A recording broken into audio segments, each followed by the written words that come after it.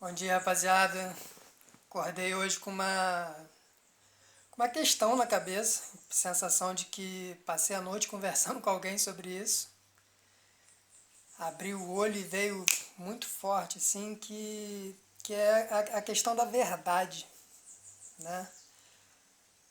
Na história da filosofia se fala muito sobre essa questão da verdade, o que é a verdade, e não é de maneira nenhuma a ideia aqui percorrer a história da filosofia, ver o que cada filósofo pensou sobre a verdade, não, definitivamente não é essa a ideia. Mas pensar aqui um pouquinho junto com vocês o que é isso, né? Quando a gente fala de verdade, a gente está falando de quê? E me parece, né? Eu tenho uma percepção muito existencial da vida, vamos dizer assim, né? Não digo existencialista, mas existencial. E me parece que a verdade ela não é um conteúdo, que a verdade ela não é uma ideia, a verdade não é aquilo que a gente pode chamar das nossas narrativas, mas a verdade ela é a própria existência, né? Tudo que existe é verdade, de alguma forma, pelo menos, aquilo é verdadeiro. A questão é que justamente, apesar de ser verdadeiro, quando a gente vai falar sobre isso, quando a gente vai falar sobre esse real, sobre esse verdadeiro, muitas vezes essa verdade ela acaba se perdendo nesse processo de tradução em palavras, nesse processo de tradução racional, de tradução verbal, né? E por que será que isso acontece? Né? Essa é a grande questão, né? Como é que a gente consegue comunicar a nossa existência? Será que a existência é algo comunicável? E me parece que sim, apesar de não ser algo tão simples, né? Me parece que sim. E quando que eu observo uma existência se comunicando? Me parece que é quando a gente consegue ter um alinhamento dentro da gente de todas as nossas faculdades de percepção da realidade. Então a gente capta a realidade a partir de diversas dimensões de nós mesmos. Então a gente capta a realidade através da nossa razão, a gente capta a realidade através dos nossos sentidos, a gente capta a realidade através das nossas emoções, através da nossa intuição.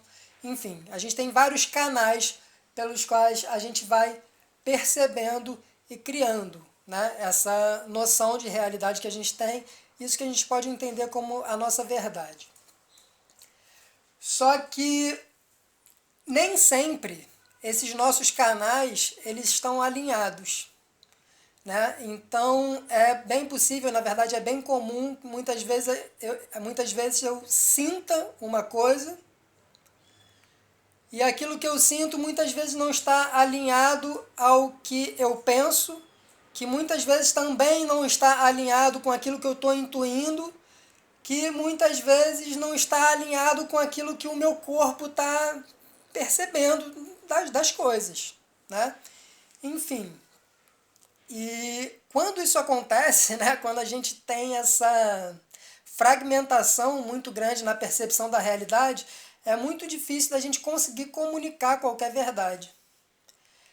É quando a gente vai falar com alguém, você está conversando com alguém e aquilo ali simplesmente, sabe, aquela conversa vazia, aquela coisa que a pessoa fala, fala, fala, não diz nada e, porra, parece que nada está conectado com nada e a pessoa está falando sozinha, está falando ali dentro da cabeça dela, está falando dos próprios problemas dela, enfim.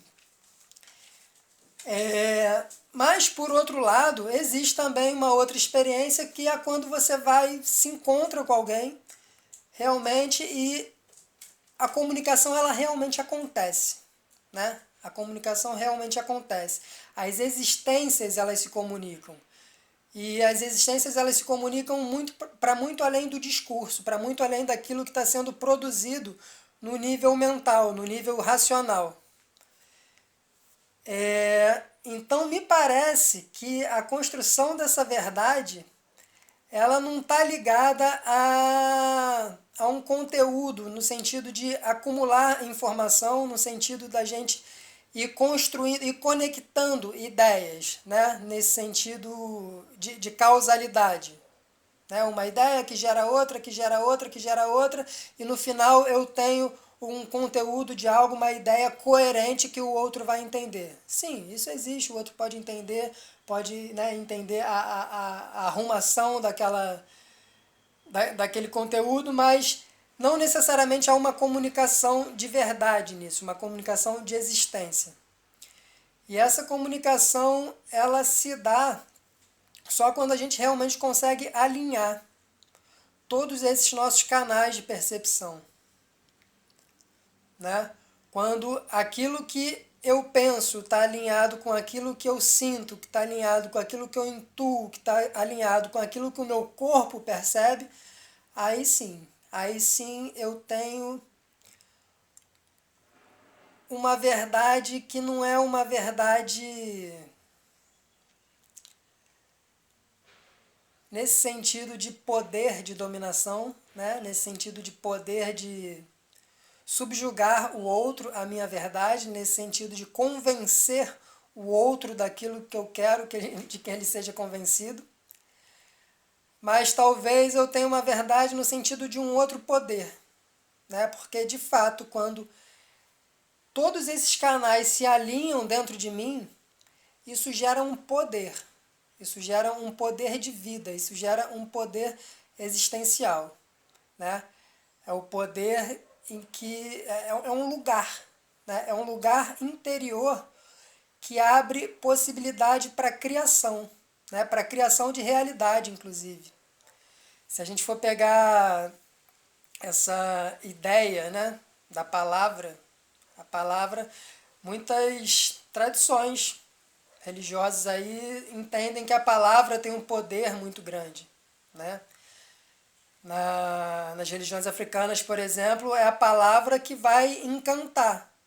Né? Você vai, sei lá, preparar um banho, alguma coisa, fazer algum trabalho nesse sentido. É através da palavra que aquela folha é encantada, né? É que ela é de alguma forma ativada. Se você pegar a tradição cristã, por exemplo, é pela palavra que o mundo é criado. Né? Se você, lá no Gênesis, no início de tudo, no Antigo Testamento. Né? É pela palavra que Deus cria o mundo. E de fato, é pela palavra que a gente está criando realidade o tempo inteiro. Mas aí que tá, não é qualquer palavra, porque palavra também pode ser simplesmente palavra, podem ser palavras ao vento, mas existem palavras e palavras.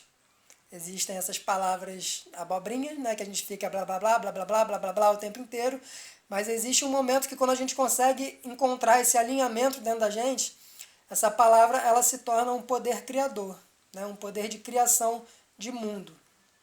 Isso é muito interessante. Isso é de fato muito interessante, porque eu percebo que muitas vezes existem pessoas que são muito maiores do que as suas palavras. Eu olho, às vezes, eu olho assim, uma pessoa que é uma pessoa, eu acho ela linda, eu acho ela uma pessoa incrível, eu acho ela uma pessoa, caraca, admirável, realmente. Mas às vezes, quando ela vai abrir a boca para falar de si mesma ou para colocar alguma ideia, eu não sei, para falar, né? Para se colocar no mundo através da palavra, é como se aquilo de alguma forma desse uma certa brochada, né? Porque você fala, caramba, ela é muito maior do que isso, né? Essa pessoa, essa verdade existencial que está diante de mim é muito maior do que essas ideias que ela está trazendo. Porque a sensação é justamente que essas ideias elas não estão conectadas com a verdade mais profunda dela, né? Com esses outros canais de percepção de realidade que ela tem dentro dela e que às vezes ela nem sabe. Né? Então isso é muito interessante.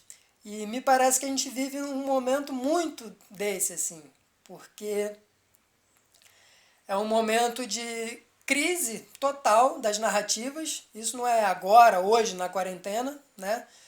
Mas desde que se começou a falar sobre essa tal de pós-modernidade, e a pós-modernidade é isso, né? É uma crise dessas metanarrativas que até então na modernidade sustentavam o nosso mundo e de alguma forma davam segurança para a gente.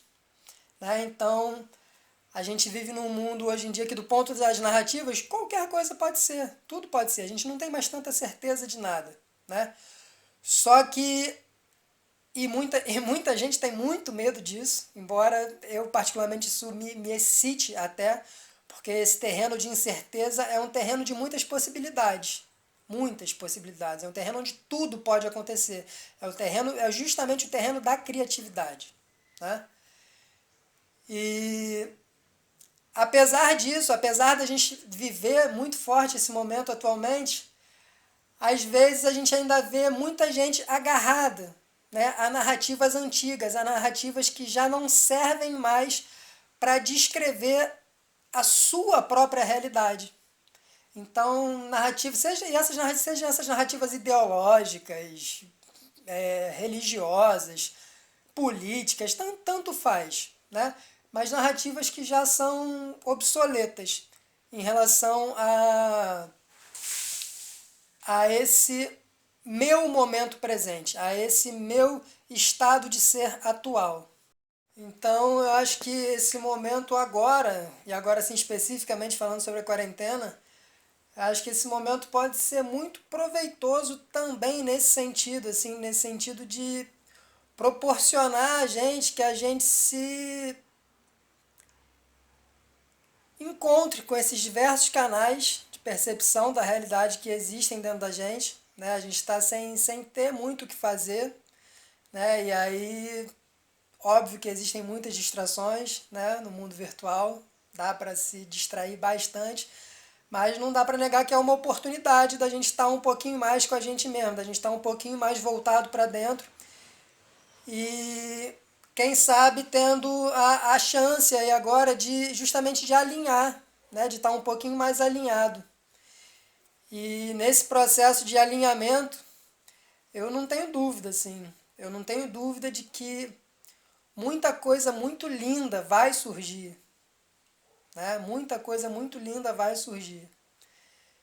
Então, estamos num caos, sim, estamos numa profunda crise, estamos num momento difícil de dor, de sofrimento,